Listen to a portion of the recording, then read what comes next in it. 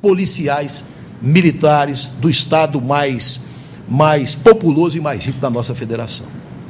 Não há, pois, um Estado democrático de direito senão em construção. Idiota como sou, e o confesso publicamente, embora sabendo que isso vai para todos os outros estados, ou para vários outros estados, como me dizia o presidente, houve um tempo, todavia, em que eu achei que o legislativo brasileiro iria reagir. Foi quando, no ano de 2002, houve a eliminação de uma figura de grande projeção na política brasileira, o prefeito de Santo André, Celso Daniel. Quase que ao mesmo tempo, quase que simultaneamente, nós tivemos a eliminação do nosso colega Francisco José Lins do Rego Santos, promotor de justiça, na capital do nosso estado, e a eliminação do então altamente prestigiado Celso Daniel, que, sendo prefeito do município de Santo André, fora até bem pouco tempo antes deputado federal. Naquele instante, então, houve, por parte do Congresso, uma percepção aparentemente clara de que a criminalidade tinha começado a atingir os seus próprios calcanhares e que era preciso, talvez, que o Estado brasileiro desse uma reação, reagisse à altura, promovendo a adoção entre nós de um conjunto de leis que nos permitisse, eventualmente, enfrentar em igualdade de condições uma determinada prática criminosa que, muito antes de apresentar-se de modo desorganizado, constitui-se, muito ao contrário, numa ameaça à concretização das nossas promessas constitucionais, a começar pelo próprio direito à vida.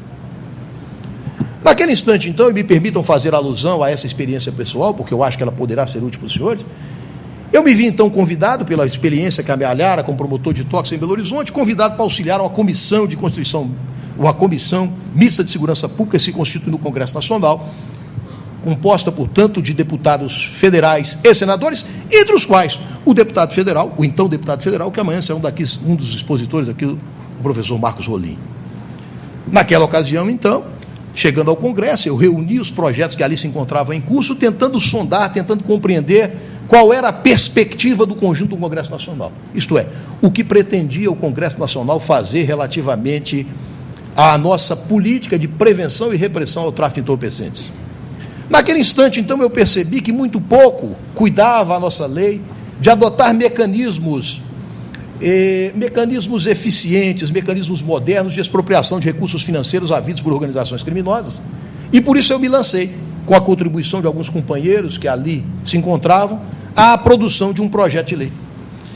E esse projeto de lei, ou nesse projeto de lei, nós atacávamos de uma forma tão voraz os recursos financeiros obtidos por organizações criminosas, especialmente aquelas que se dedicavam ao tráfico de entorpecentes, que num dado instante, ao ser apresentado aos membros da Comissão Mista de Constituição e Justiça o projeto, eles se assustaram.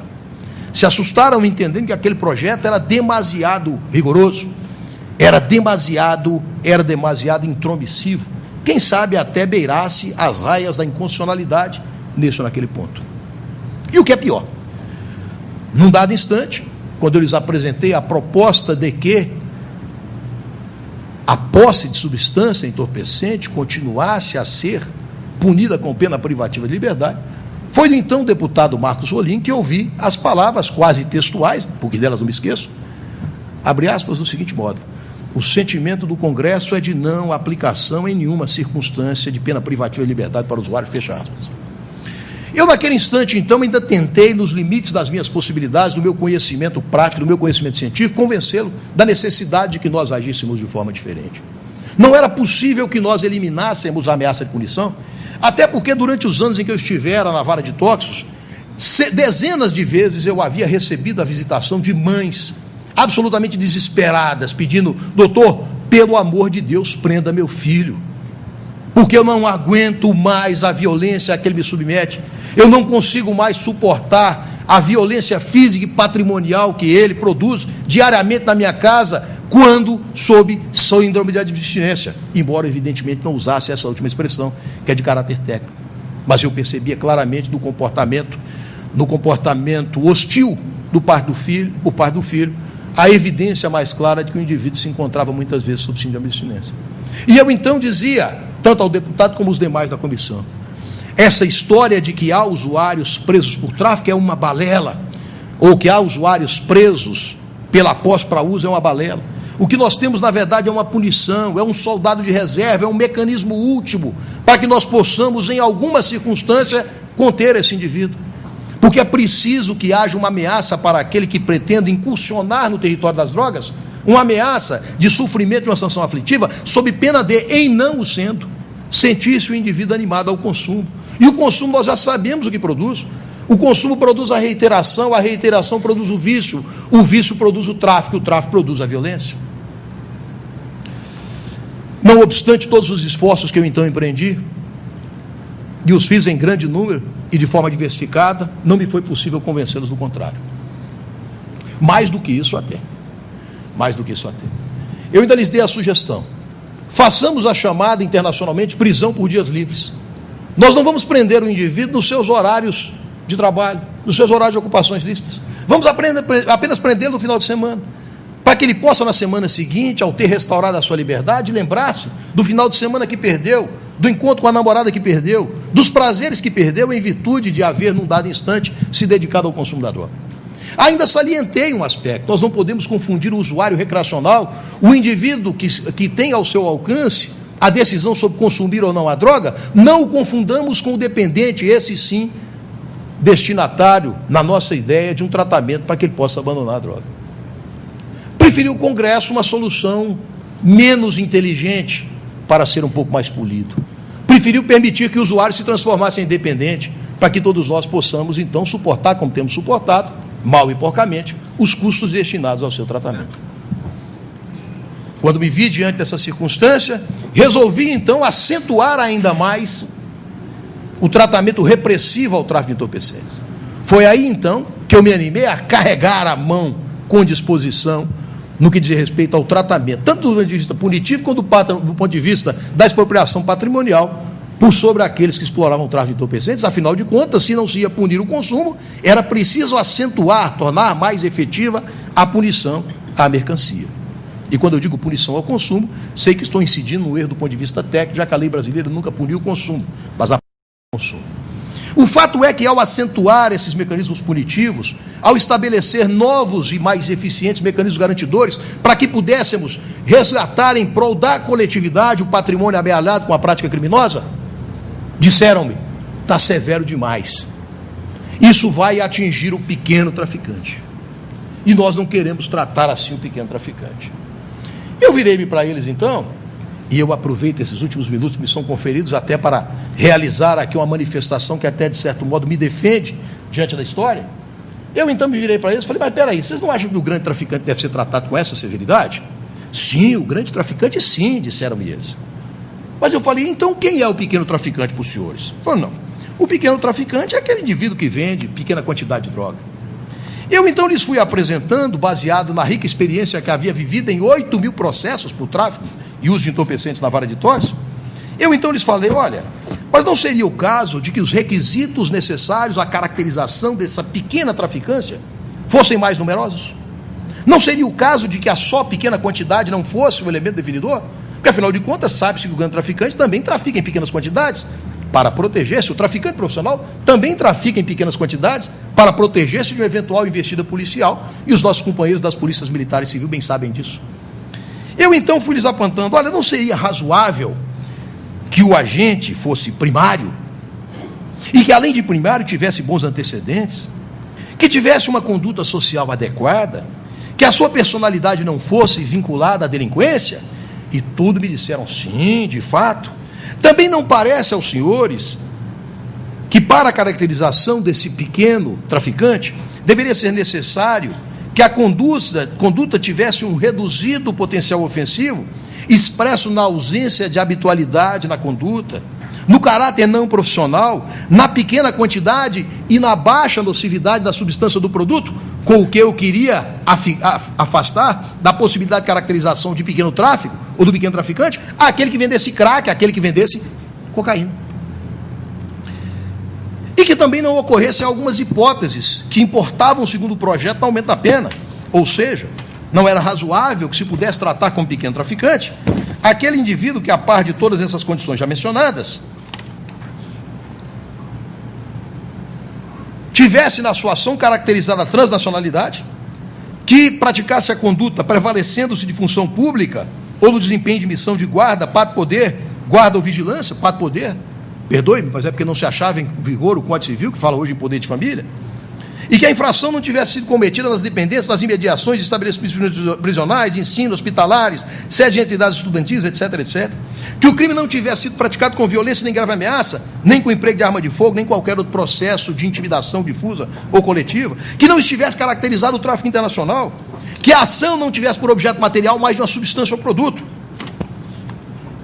E, finalmente, que a ação não visasse a atingir quem tivesse, de algum modo, diminuída a sua capacidade de entendimento e determinação, ou que fosse menor. Me lembro ainda de que o então deputado Moroni Torga falou, e mais uma, ser dependente.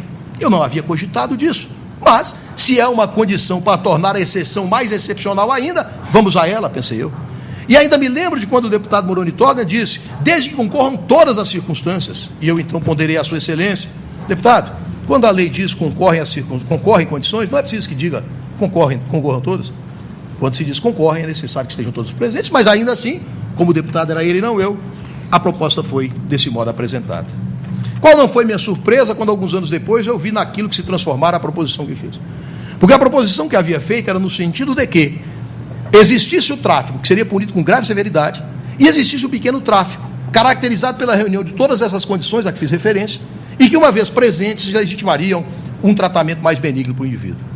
Isso foi simplesmente decotado, essas condições, já estou encerrando, essas condições foram simplesmente decotadas e acabaram dando origem, a inspiração foi essa, mas a solução foi outra, ao parágrafo 4º do artigo 33 da Lei 11.343. É o artigo que tem feito hoje com que o traficante sofra, ordinariamente, quando condenado, uma pena de 1 ano e 8 anos de reclusão. E isso tem significado um poderosíssimo estímulo a que mais e mais trafiquem, a que mais e mais pessoas usem, e a que mais e mais Carolina Sli, de 15 anos, não voltem para suas casas, fazendo com que mães prometam e não possam cumprir justiça, porque o mais próximo que diz podem chegar, se chegarem, será a vingança. Desculpem o esgotamento do tempo, costumo ser pontual nas minhas intervenções, mas eu não podia deixar de explicitar aos senhores por que, a meu juízo, cresce tanto o tráfico e a violência que em torno dele gravita. Muito obrigado.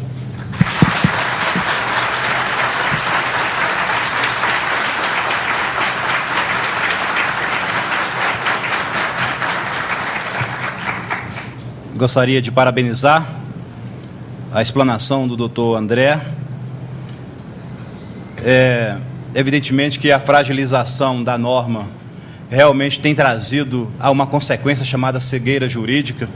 Evidentemente que o Brasil, ele passa por um processo de descarcerização desde quando ele assumiu a sua independência, em 1824, e também desde as ordenações filipinas, de Filipe II, de 1602, passando pelo Código Criminal de 1830, o Código Penal de 1890, a consolidação das leis penais de Vicente Piragibe, de 1932, a situação do Código Penal de 1941, e hoje nós passamos também por esse processo de descarcerização, mormente em se tratando da lei processual, evidentemente que com uma finalidade teleológica de se atender às demandas das regras de Tóquio, em detrimento da própria segurança e estabilidade social.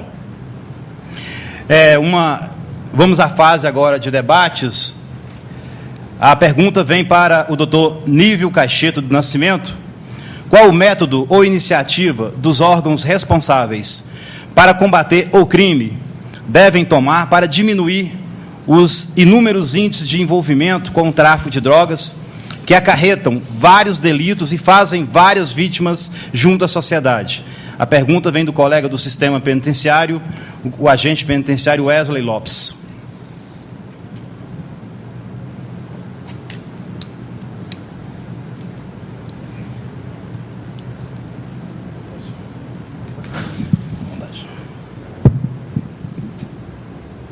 Bom, eu vou falar aqui um pouco no geral, porque eu acho que cada caso é um caso também. Assim, o nível local é importantíssimo para a resolução do problema. Mas, por exemplo, esse ano, na Comissão de Narcóticos, o nosso diretor executivo, o senhor Yuri Fedotov, defendeu que fosse reestabelecida uma balança entre os elementos de repressão e de prevenção nas políticas de drogas, né? E desde da primeira convenção de drogas, todas elas, em maior ou menor grau, mencionam um aspecto de prevenção, né? O que eu estou querendo dizer com isso? Que em muitos casos há um envolvimento com o tráfico, com a produção, que também é influenciado por condições socioeconômicas a que essas pessoas estão estabelecidas. Por exemplo, nosso escritório na Colômbia, que é o maior do mundo, do NADC, são mais de 500 funcionários, grande parte das operações deles são operações de desenvolvimento alternativo. O que vem a ser isso? São você criar condições econômicas para aquela população que trabalha no plantio da folha de coca, para que ela não se envolva com aquilo. Porque o mesmo problema também ocorre no Paraguai, mas no Paraguai não há uma tradição de projetos de desenvolvimento alternativo. Também, por exemplo, no caso do tráfico de drogas, é uma cadeia, né? Eu acho que, primeiro, você tem... quando a coisa chega no nível que o doutor aqui estava colocando, realmente aí a coisa chegou a um nível crítico que deveria ser evitado, assim, que grande parte desses casos chegassem à justiça criminal e passassem por outras instituições de controle e atenção. Uma questão chave aí que tem sido debatida e que tem sido elemento em vários lugares, não só no Brasil, mas no exterior, Colômbia, por exemplo, teve um aspecto importante disso, foi a questão do mercado de trabalho. Por exemplo, a velha questão do narcotráfico no Rio de Janeiro. Nós temos aqui um colega do Rio que mais tarde pode falar sobre isso, mas muitas vezes o que é melhor? Você descer para o asfalto, trabalhar e ganhar 2 salários mínimos, ou você entrar para o tráfico, onde vão estar as melhores meninas, a melhor música, as melhores roupas? Isso é uma questão a ser debatida, né? Porque é lógico que tem algumas pessoas entram por vocação, mas várias outras entram por uma série de condições que têm que ser trabalhadas, né? Bom, o que eu quero dizer com isso? O NADC, o NADC, a partir das deliberações dos Estados-membros que participam das reuniões, tem colocado com muita força de que não é só a repressão. Ela sim é importante, ela sim deve ser direcionada a grupos fortes em questão de crime organizado. Ela sim deve ser concentrada principalmente nos recursos econômicos, que se você consegue cortar esses recursos econômicos, você consegue desarticular de maneira mais expressiva essas organizações criminosas, mas também há que se investir em prevenção. Eu acho que o exemplo que a gente teve com alguns problemas de execução que houve foi o Pronasce, que ia por aí, Projovem, etc., fortalecer organizações comunitárias, etc. E na questão das drogas a mesma coisa, porque também uma das coisas que se discute muito nesses fóruns internacionais é que existe uma fase de experimentação de drogas mundialmente. Né, assim, e aí a gente está falando de drogas, a gente não está falando só de drogas ilícitas, a gente está falando inclusive do álcool, que é o maior problema de saúde pública no Brasil. Mas existe uma fase começa aos 14, 15 anos, que vai até os 25, em que há uma experimentação, em que políticas de informação e de prevenção, no sentido de você informar sobre